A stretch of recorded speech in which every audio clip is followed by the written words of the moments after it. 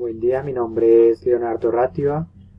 En el presente trabajo les voy a hablar un poco sobre un tema que me gusta bastante, sobre deporte, en especial el fútbol y en este caso los entrenadores. Se presenta el siguiente título: La tragedia del entrenador de selección, Escuela Superior de Administración Pública. Como algunos saben, es la prostitución una de las labores más antiguas y denigrantes que puede ejercer una persona. Y aunque guardando las proporciones, es el oficio de entrenador de selección de fútbol el siguiente de los trabajos más deshonrosos. A continuación aparece una frase de Jane Fonda, una actriz estadounidense, que dice lo siguiente: sí, trabajar en Hollywood da una cierta experiencia en el campo de la prostitución. Esto se debe a que hay varios mercados laborales en los que se hace esta comparación con la prostitución. Empiezo a tratar el tema del entrenador de fútbol. Entonces, digo mi título de la tragedia del entrenador de selección, por lo que en principio al entrenador junto a un equipo de trabajo le ofrecen increíbles sumas de dinero para aceptar el cargo, existiendo varios oferentes que quieren que firme con X o Y selección de fútbol. En la parte de abajo hay una frase, dice lo siguiente: no soy el mejor del mundo, pero creo que no hay nadie mejor que yo.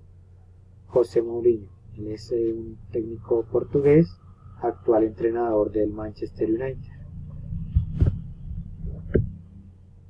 Luego el entrenador, de revisar las propuestas junto con su equipo técnico, revisan pues las condiciones de ¿verdad? Y es que el entrenador es un hombre igual racional y por lo tanto es un hombre económico. Su motivación se inclinará hacia el mayor valor pagado luego de posicionarse como entrenador de una selección de fútbol.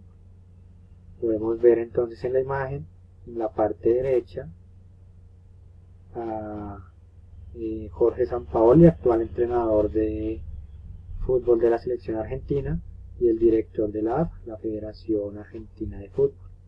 Y pues vemos que quieren ajustarse a unos sueldos bastante altos. Luego de que es presentado el entrenador, este pues llena de expectativas a todo un país y en especial pues a la Federación de Fútbol, que busca ser reconocida internacionalmente.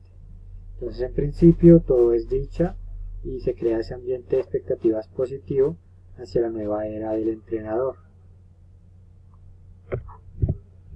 Luego el entrenador tiene que definir los jugadores con los que él va a contar. En estos se hace una lista de 35 preseleccionados, de los cuales solo quedarán 23 que representarán a un país. Luego, algunos que no entraron en ese selecto grupo protagonista a nivel mundial, mostrando un nivel vergonzoso académicamente, respetan al entrenador, hacen ego de su falta de cultura y educación, la cual es producto de una falta de normas que regulan el nivel académico requerido para ser un profesional de fútbol. En la imagen vemos al entrenador Juan Carlos Osorio y al jugador Carlos Vela, que años anteriores había rechazado a la selección. En esta siguiente imagen podemos ver la siguiente pregunta: ¿se puede decir o no a la selección de un país? Ahí aparece una imagen de 3 jugadores, los cuales se han negado en participar en competencias internacionales portando la camiseta de la selección española. Estos son Ignacio Cortabarria del Real Betis, sigue Miquel Aramburu del Real Sociedad y por último Oleguer Presas, un jugador catalán que, como ya bien lo mencioné, pues ha rechazado jugar para la selección española. Y actualmente hay unos casos eh, eh, cercanos y muy renombrados por la prensa, como es el anterior dicho Carlos Vela, que renunció a la selección mexicana, y actualmente Zlatan Ibrahimovic de la selección de Suiza también hace parte de esos jugadores que le dijeron no a la selección del país. Luego de afrontar las críticas, empieza en forma la labor que debe gestionar un entrenador. Esta es, pues, en principio las alineaciones. También hace parte el conjunto de jugadores, la alineación, la táctica y la posición en que va a determinar el entrenador con el que piensa seleccionar a los 11 inicialistas. Después del primer partido de la selección que va a jugar en el Mundial, se mide el pulso que va a tener el entrenador y pues primeramente se evaluará en conjunto a los jugadores, al preparador físico, asistentes y también la táctica, y que aunque si perdió el partido y no lo mereció por el trámite del juego, sabemos todos que es el resultado el que importa en este tipo de compromisos.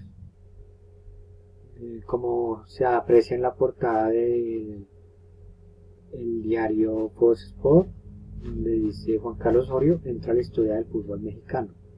Pero también debemos ver la otra parte, donde si el entrenador de pronto pierde el partido, entonces ya empiezan también la prensa a criticar y la opinión pública en general sobre la actuación del equipo.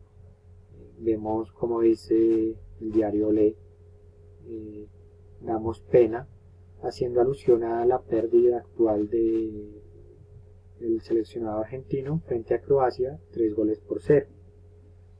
También podemos ver que esas